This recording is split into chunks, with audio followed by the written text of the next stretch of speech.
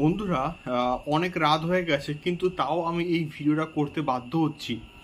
তার একমাত্র কারণ হচ্ছে যে অ্যালিগেশনটা দেওয়া হচ্ছে আমাদের মামুন ভাইকে, এবং অনেক উল্টোপাল্টা কথাবার্তা, অনেক উল্টোপাল্টা মন্তব্য কিন্তু করা হচ্ছে মামুন ভাইকে, এবং সেই বিষয়টা না দেখে আমার খুব খারাপ লাগছে। এবং এই বিষয়টা সত্যি বলতে কোনো এক দিক থেকে হওয়াটা কিন্তু বস মোটেই উচিত নয়।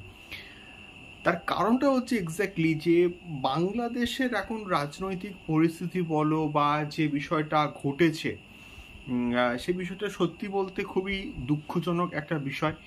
এবং দেশের অন্যতম একজন নাগরিক হিসেবে আমরা প্রত্যেকে চাই যে অ্যাটলিস্ট দেশের রাজনৈতিক অবস্থা এবং দেশের পরিস্থিতি ঠিকঠাক থাকুক, তারপরে তো বিনোদন হবেই।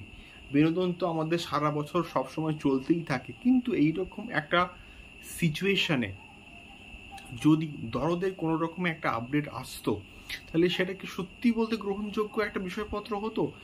ইভেন আমার অ্যাটলিস্ট তো এখন মনে হচ্ছে যে শাকিব খান, মানে আমাদের সবার প্রিয় মেগাস্টার, তিনিই হয়তো চাননি যে এই একটা কারেন্ট পরিস্থিতিতে দরদের কোনো কিছু আসুক।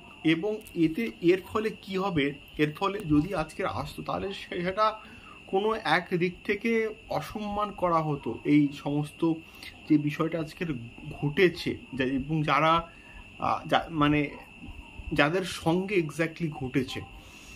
তো এই বিষয়টা আমার মনে হচ্ছে করাটা ঠিক নয়। অনেকে কমেন্ট বক্সে কমেন্ট করছে, অনেকে ব্যাপারটা বুঝতে পেরেছে যে কেন আজকে ড্রপ করা হয়নি। অবশ্যই আমরা সারাদিন থেকে ওয়েট করেছিলাম এবং গতকাল থেকে আমরা ওয়েট করেছিলাম যে আজকের একটা কিছু আসবে এবং দেখব। তো আলটিমেটলি আসেনি, ঠিক আছে, দু একদিন পর আসবে। এই কারেন্ট সিচুয়েশনটা অ্যাটলিস্ট একটা কন্ট্রোলে আসুক, এবং যিনি কিনা বাংলাদেশের মেগাস্টার, যাকে কিনা গোটা ওয়ার্ল্ড ফলো করে, তার এবং সে এরকম একটা কাজ করতো এবং এইরকম একটা দুঃখের দিনে যদি তার কোনো কোনো রকম কিছু কন্টেন্ট ড্রপ করা হতো, তাহলে বিষয়টা কিন্তু কোনো একটা খারাপ দিকে কিন্তু যেত। তার কারণটা হচ্ছে তাকে প্রচুর মানুষ ফলো করে এবং তাকে নকল প্রচুর মানুষ করতে চায়। তো এই বিষয়টা আমার মনে হয় যে অনন্য, মামুন এবং পুরো টিমের একদম একটা সঠিক সিদ্ধান্ত হয়েছে। এবং মামুন ভাইকে এরকমভাবে অ্যাটাক করা, চাপাবাজ, ভয় পেয়ে গেছে, ভয় পেয়ে পালিয়ে যাচ্ছে, দরদ আস্তে আস্তে তুফান 2 চলে আসবে। তো এইরকম নেগেটিভ যে মন্তব্যগুলো এবং খারাপ মন্তব্যগুলো আমার মনে হচ্ছে এক্স্যাক্টলি করাটা উচিত হয়নি। সো এটাই মেনলি বলার ছিল, এরকম মন্তব্যগুলো প্লিজ তোমরা করো না। এটা সত্যি বলতে গ্রহণযোগ্য বিষয়পত্র নয়, এবং তোমরা ব্যাপারটাকে বোঝো। অবশ্যই আমরা ওয়েট করছি এবং আমরা দেখব, এবং আমরা অবশ্যই চাইবো যে দরদের একটা বিরাট কিছু ধামাকা আসুক।